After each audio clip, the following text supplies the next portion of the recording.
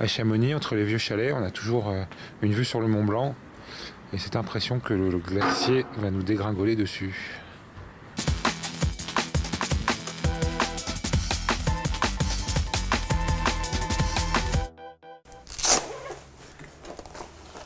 C'est quoi l'idée là? C'est d'aller faire des photos de montagne, c'est ça? De faire des photos de montagne et de ski dans un endroit qui soit vierge. Parce que tu es un peu photographe de montagne.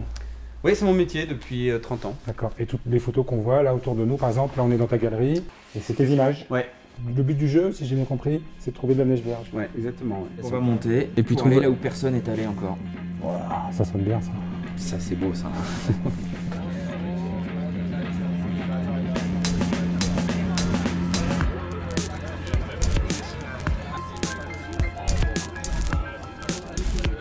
Moi, je préfère une ambiance un peu serrée sur un plan où tu as quand même cette densité de montagne derrière, que l'Aiguille du Midi où d'abord ça a été beaucoup fait. C'est quoi tes critères là pour choisir?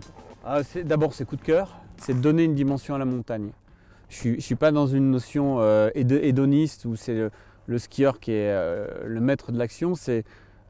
Les skieurs comme les alpinistes sont un élément, une échelle à l'image de la montagne. C'est juste un étalon, une échelle. Exactement. Appelez-moi maître, étalon justement. Maître échelle. Alors étalon ça lui plaît beaucoup. Étalon ça me plaît énormément. Échelle moins je sens. Ça me plaît. Échelle ça me plaît beaucoup moins. Ouais. Je crois qu'il faut y aller. Alors en arrière. Yes!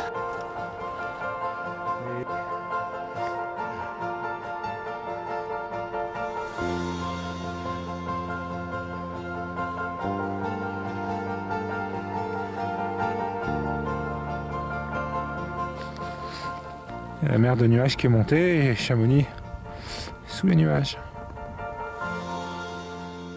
Mario, attends-moi!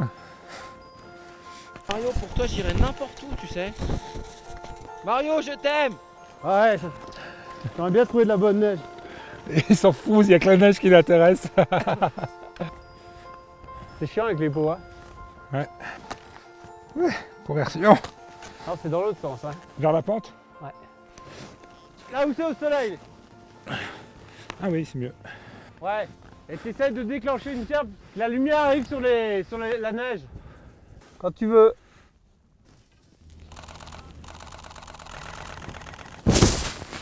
Ouais. Désolé, hein. Jolie herbe. Non, il y en a une ou deux qui sont bien.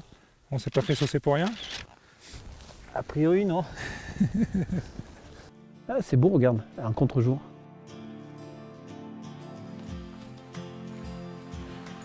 Non, attends, Corrado, vous êtes trop loin l'un de l'autre. Voilà, avec les bâtons, soulevez de la neige au sol.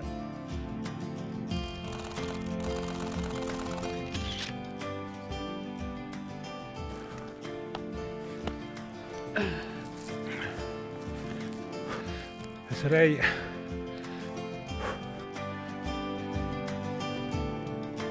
On pensait peut-être utiliser le creux là, tu vois, parce qu'eux ils peuvent monter, moi je descends un peu. Le centras, c'est obligatoire, ça fait partie des symboles. Oui, ouais, c'est une Ouais. obligation. Ouais, ouais parce que tu es censé être dans une montagne pure. Ouais. Qui dit montagne pure dit une montagne vierge. Mais 95% de la pratique ne correspondra pas à la photographie. Oui, mais en même temps, ce que les gens recherchent, c'est pas la vérité, c'est le rêve. C'est vrai.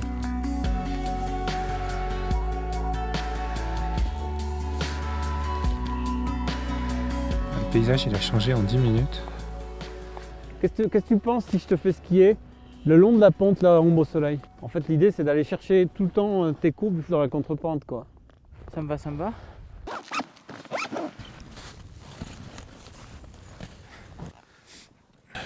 Ça aurait été joli. Tu vois, ça, j'aime bien, là.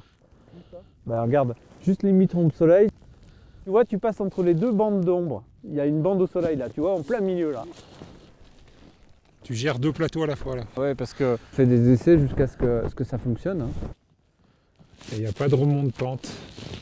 Et non. Et alors au-dessus de nous là, fais-moi les présentations, c'est qui au-dessus? Alors tout ça c'est les aiguilles de Chamonix. Qui elles sont à 3008 pour la plus grande. C'est l'aiguille du Midi la plus haute. D'accord. Et l'ami Kim là justement, il est un peu perdu dans l'immensité Ouais, il est là-bas, blanche là. Hein. Ah ouais, finalement il est assez loin. Hein. La lumière est en train de repartir hein, sur la ligne de crête là. Alors, bah toi le premier. Ah, c'est pas mal. Ok. Ouais, il passe au bon endroit. Yes.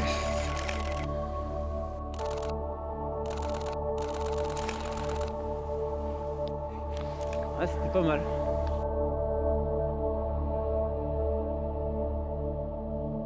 J'étais un peu désespéré, mais bon, là il y en a déjà une qui fonctionne. Quoi. Tu me parlais de que ça raconte une histoire, là ça raconte une histoire. Ouais, bah là c'est vraiment le rapport de l'homme. Si tu veux, j'ai presque l'impression de voir une photo d'un surfeur avec une vague. On peut même y voir il est du côté de la vie, il est à la frontière du monde des ténèbres. Exactement. Voilà, donc celle-là on va la garder. Une photo qui me correspond complètement, c'est celle-là. C'est exactement le genre de lumière que je recherche, c'est-à-dire que il y a des choses qu'on palpe pas, qui sont impalpables, presque mystérieuses. Quand tu vis ici à Chamonix, t'es confronté malheureusement à la disparition de beaucoup d'amis. Mais il y a aussi cette beauté indicible de ce qu'on vit là-haut. Et ça compense largement toute cette tristesse que parfois on peut avoir en perdant certains de nos meilleurs amis.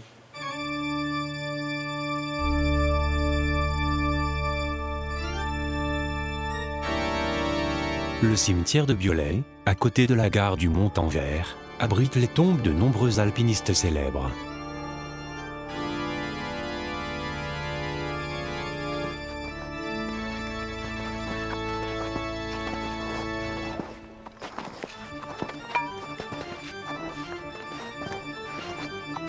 Depuis la conquête du Mont Blanc par le docteur Paccard, 5000 personnes sont mortes dans le massif.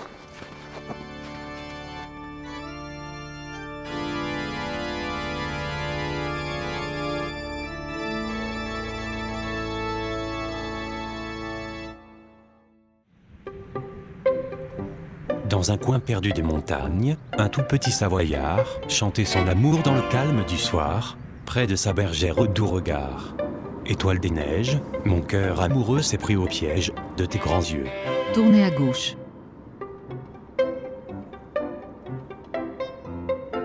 Erreur de localisation. Faites demi-tour immédiatement.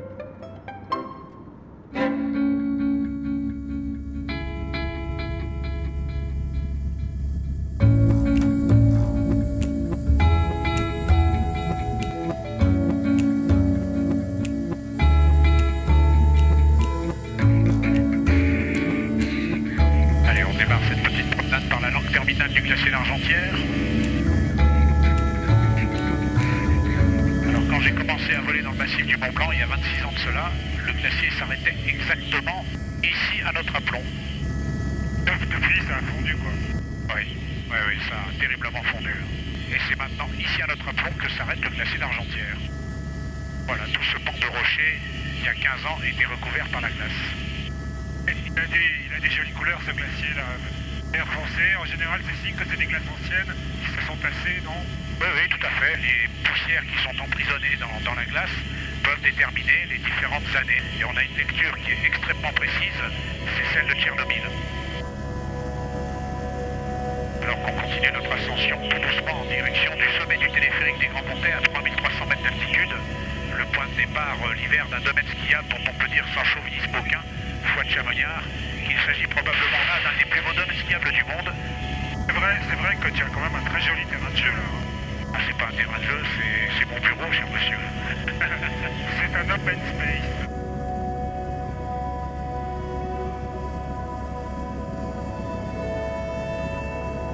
Dans cette brèche de granit en toile de fond apparaît le sommet du Mont Blanc.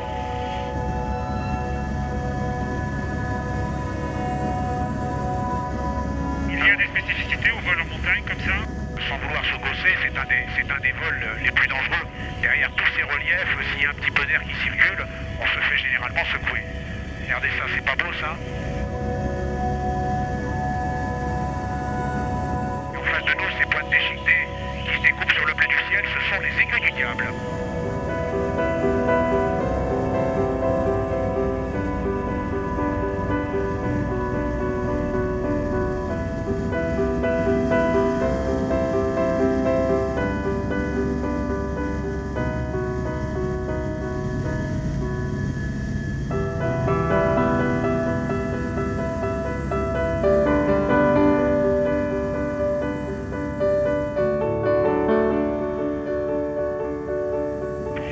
tiens, regarde, devant nous, un dernier petit effort, 4807 mètres, le sommet du Mont Blanc. Incroyable, incroyable. On va profiter du fait qu'il n'y ait personne au sommet pour tout simplement, de façon tout à fait symbolique évidemment, poser les pieds au sommet du Mont Blanc.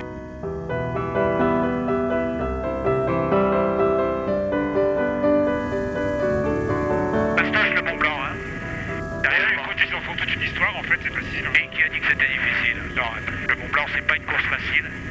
D'ailleurs, sans faire de bruit, on va regagner des altitudes plus basses.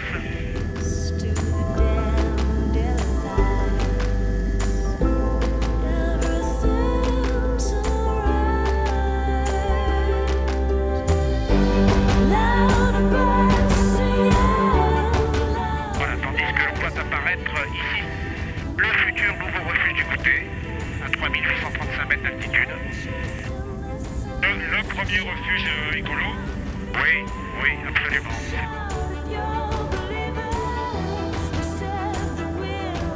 En face de nous se dressent les 3842 mètres du sommet de l'aiguille du Midi, avec au pied de cette aiguille du Midi, sur l'arête de rocher en face de nous, un autre refuge, non moins célèbre, puisqu'il s'agit du refuge des Cosmiques. C'est un bâtiment pour le compte duquel, il y a presque 25 ans de cela maintenant, j'ai eu le plaisir là aussi de monter la totalité des matériaux nécessaires à sa construction. Ce sont des bâtiments qui sont en permanence entretenus par la main de l'homme, puisque comme on peut le constater ici, il y a des entreprises qui sont en train de mettre en place des panneaux de toiture. Ce sont les coulisses de la montagne. Exactement, c'est l'envers du décor.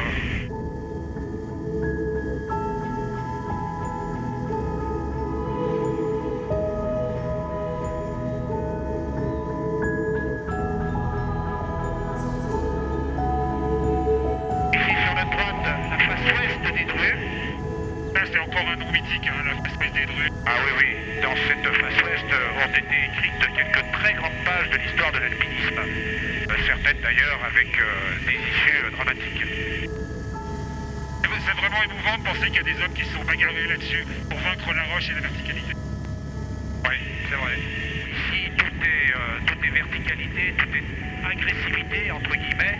Donc l'homme qui aime depuis toujours se frotter à une certaine difficulté, il trouve ici un terrain de jeu épatant, quoi. Et tu sais, c'est la fin de mon voyage à travers la Haute-Savoie. Oui. Ce que j'ai compris en tous les cas, c'est que les gens étaient très extrémistes.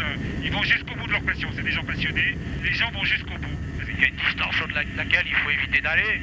Mais c'est vrai que on est un peu grisé par cet environnement et on a tendance à vouloir repousser chaque fois un peu plus loin nos limites. Et quelquefois, c'est pas sans conséquence, quoi. Moi qui ai vécu le drame de la perte d'amis dans ce métier et d'un fils, puisque mon fils aîné est décédé dans un accident d'hélicoptère alors qu'il était assistant de vol il y a très peu de temps. Je devrais aujourd'hui détester ce métier et je dois reconnaître que j'ai ça dans le sang et c'est encore aujourd'hui ce qui arrive à me tenir. Et c'est peut-être quand même quelque part le trait d'union qui nous unit encore, Sébastien et moi, parce que je suis persuadé qu'il est avec moi. Voilà.